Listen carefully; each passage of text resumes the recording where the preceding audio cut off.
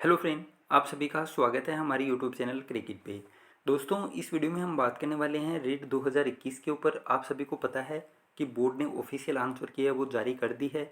अगर आपने अभी तक आंसर की नहीं मिलाई है तो ज़रूर चेक करें, क्योंकि आपत्ति दर्ज कराने में सिर्फ दो दिन 26 तारीख तक का टाइम दिया है और आज 24 तारीख है, तो 3 दिन का टाइम आपके पास है अभी। लेकिन इसके अलावा दोस्तों, आपके मन में भी ऐसे प्रश्न जरूर होंगे, क्योंकि कुछ क्वेश्चन है वो बोनस मिलने चाहिए थे लेकिन बोनस एक भी नहीं मिला है। इसके अलावा एक भी पर्सन ऐसा नहीं है जिसके दो आंसर है वो सही माने हो। तो कुछ पर्सन ऐसे ज़रूर हैं जिनमें एक से ज़्यादा उत्तर है वो सही माने जा सकते थे, या एक दो पर्सन ऐसे भी हैं जिसके आंसर चेंज हो सकते हैं और बोनस मिलने की भी प्रबल संभावना है। तो इसके अलावा दोस्तों, आपत्ति आपको ज़रूर लगानी है। अगर आपके पास प्रूफ है तो आपत्ति ज़रूर लगाएं, क्योंकि एक एक पर्सन से बहुत फर्क पड़ता है। फिर आप कहेंगे कि यार 300 रुपये उस टाइम अगर मैं दे देता तो एक नंबर बढ़ जाता, मुझे होम डिस्ट्रिक्ट मिल सकता था। ये बहुत ज़्यादा इफेक्ट है वो पड़ता है। अगर आपके एक नंबर बढ़ता है तो हो सकता है जिसके 122 123 हैं उसका सिलेक्शन हो जाए, और जिसके ज़्यादा हैं, मान लीजिए आपके 130 132 135 नंबर बन रहे हो, तो आप सोचें कि आपत्ति मैं क्यों दर्ज कराऊँ। लेकिन दोस्तों, अगर आप आपत्ति लगाएंगे और एक नंबर आपका बढ़ता है तो हो सकता है आपको होम डिस्ट्रिक्ट मिल जाए। तो आपको आपत्ति ज़रूर दर्ज करानी है। अब बात करते हैं दोस्तों उन प्रश्नों की जिसमें बोनस मिल सकता है या फिर एक से ज़्यादा उत्तर वो सही हो सकते हैं। तो दोस्तों, सबसे पहले बात करते हैं हम साइंस मैथ की। तो साइंस मैथ में दोस्तों, किस गुण के कारण परीक्षा में शुद्धता रहती है, इसका आंसर बोर्ड ने वैधता माना है। लेकिन इसमें विश्वसनीयता भी सही हो सकता है और वस्तुनिष्ठता भी सही हो सकता है। तो 1% इसमें बोनस मिल सकता था, लेकिन बोर्ड ने ऑप्शन नंबर बी है वो सही माना है। अगर आपके पास कोई प्रूफ है तो आप इसके ऊपर आपत्ति ज़रूर दर्ज करें। इसमें दोस्तों बोनस मिलने की सबसे ज़्यादा संभावना है। इसके अलावा दोस्तों ये है, इसमें दो ऑप्शन राइट होने चाहिए थे, लेकिन बोर्ड ने एक सिर्फ गणना कौशल संबंधी बढ़ाना यही आंसर है वो माना है कि गणित सेक्शन में अभ्यास कार्य का प्रमुख उद्देश्य कौन सा है। तो इसमें डी ऑप्शन भी सही होना चाहिए दोस्तों, क्योंकि ज्ञान को नई परिस्थिति में लागू करना। अगर आप अभ्यास कार्य का सबसे प्रमुख उद्देश्य यही तो है, जैसे गणित में आप एक फॉर्मूला, जैसे कोई भी एक फॉर्मूला है वो आप सीखते हैं। जैसे अभी बात कर लेते हैं कि साधारण ब्याज का सूत्र है मूलधन गुणा दर गुणा PRT/100। अब ये आपने सूत्र पढ़ लिया, एक आध पर्सन कर लिया, लेकिन ये आप अगर 5-10% करेंगे तो अभ्यास तो वही होता है। तो ज्ञान को नई परिस्थिति में आप लागू करते हैं, तो ये मतलब अभ्यास कार्य का उद्देश्य होना चाहिए। तो ऑप्शन बी और डी दोनों ऑप्शन है वो सही होने चाहिए, लेकिन इसमें बी ही माना है। इसके अलावा दोस्तों एक और प्रश्न है साइंस मैथ में, उसकी पिक लेना मैं भूल गया, तो आपको मैं बता देता हूँ कि गणितीय पदों को परिभाषित करने का जो सामुदायिक उद्देश्य है, इसमें दोस्तों इन्होंने सिर्फ सामुदायिक वर्ड को ध्यान में रखकर इसका उत्तर है वो व्यवहारिक बताया है। लेकिन आप सबको पता है कि परिभाषित करना वो संज्ञान के अंदर आता है। अगर व्यवहारिक है यहाँ पर, फिर सिर्फ इन्होंने सामुदायिक उद्देश्य को ध्यान में रखकर ही मतलब आंसर मानना था। फिर परिभाषित करने जो वर्ड दिया है इसका कोई महत्व है वो नहीं रह जाता है।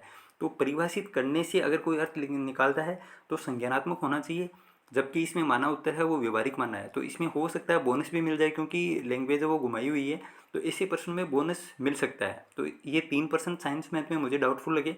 अब बात करते हैं दोस्तों हिंदी की। तो हिंदी में दोस्तों सबसे हास्यास्पद प्रश्न मेरे को यही लगा, क्योंकि रिट 2018 में बाकायदा ये क्वेश्चन वो पूछा गया था कि सीसीई में व्यापकता का आज से निम्नांकित में से नहीं है, लेकिन इसमें आंसर वो चेंज कर दिया। जो रिट 2018 हुई है उसमें प्रश्नों की व्यापकता इसका आंसर माना गया था, लेकिन अभी जो कल बोर्ड ने आंसर की जारी किया है उसमें दायरे की व्यापकता वो आंसर माना है। तो इसमें आपको मेहनत करने की ज़रूरत नहीं है। आप बाकायदा पेपर का जो मतलब आपत्ति है वो दर्ज करा सकते हैं कि रिट 2018 ये आपने क्वेश्चन सीरीज लिखनी है कि कौन सी जो सीरीज है उसमें ये प्रश्न है वो है, और इतने नंबर का प्रश्न है और इसका आंसर ये माना है बोर्ड ने, जबकि इस बार वो दायरे की व्यापकता इसका उत्तर माना है। तो इसमें आंसर चेंज हो सकता है दोस्तों। आंसर चेंज बहुत कम होते हैं, लेकिन इस प्रश्न का आंसर बहुत चेंज हो सकता है, क्योंकि बोर्ड ने ही प्रश्नों की व्यापकता उत्तर है वो माना था। अब बात करते हैं दोस्तों आगे हिंदी में एक और प्रश्न। डॉक्टर चंद्रा अदम्य साहस की धनी थी। तो दोस्तों इसमें अभी गुणवाचक विशेषण माना है, तो ये सही भी है। क्यों सही है? क्योंकि जो कक्षा 8 की हिंदी की पुस्तक है उसमें बाकायदा लिखा हुआ है ये लाइन, और गुणवाचक विशेषण उसमें बात की गई है। लेकिन वास्तव में साहस शब्द है वो दोस्तों बहुवाचक संज्ञा भी होती है। तो यहाँ पर आप ये आपत्ति ज़रूर दर्ज करा सकते हैं, और इसमें दोनों प्रश्न मतलब दोनों ऑप्शन है वो राइट हो जाएंगे। जो फाइनल रिजल्ट आता है उसमें बी और डी दोनों ऑप्शन है वो सही हो जाएंगे। तो इसके ऊपर भी आपको आपत्ति ज़रूर लगानी है। इसके अलावा दोस्तों अब बात करते हैं एक साइकोलॉजी के प्रश्न की। इसमें पहले भी बहुत डाउट था। एक परीक्षण जो व्यक्ति की किसी एक या अधिक क्षेत्रों में उसकी विशेषताओं और कमियों को व्यक्त करने के लिए बनाया गया है कहलाता है, उपचारात्मक परीक्षण, निदानात्मक परीक्षण, रचनात्मक परीक्षण, उपलब्धि परीक्षण।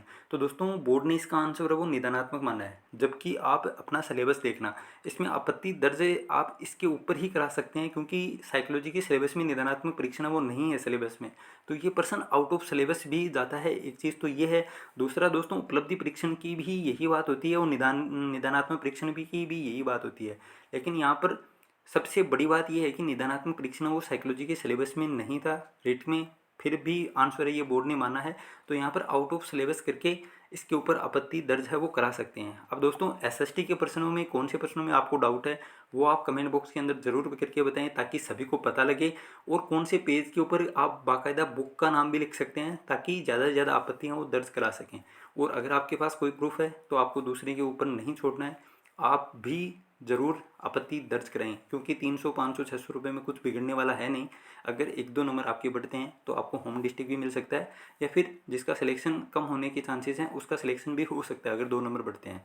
तो आपको ये चीज़ है वो ध्यान में रखनी है। और ये मेरे अनुसार 6-7% जो मेरे को डाउटफुल लगे वो मैंने बताए हैं। संस्कृत और एसएसटी 2 सब्जेक्ट हैं जिसमें अगर आपके कोई डाउट है तो आप बाकायदा लिख सकते हैं। बुक का रेफरेंस ज़रूर बताएं ताकि सभी को पता लगे और सभी आपत्ति दर्ज करें। तो दोस्तों इस वीडियो में इतना ही, उम्मीद करता हूँ वीडियो आपको पसंद आया होगा। मेरे अनुसार ये 6-7% है, जिसमें 2-3 बोनस हो सकते हैं, 2-3 में 2 ऑप्शन है वो राइट हो सकते हैं, और 1-2% है वो डिलीट हो सकता है। तो दोस्तों मिलते हैं जल्दी दूसरे वीडियो में। इस वीडियो में इतना ही, उम्मीद करता हूँ वीडियो आपको पसंद आया होगा। वीडियो को आप ज़्यादा से ज़्यादा लाइक करेंगे, शेयर करेंगे अपने दोस्तों के साथ, और चैनल पर अगर नए हैं तो सब्सक्राइब जरूर करेंगे। मिलते हैं जल्दी दूसरी वीडियो में। Thank you. जय हिंद, जय भारत।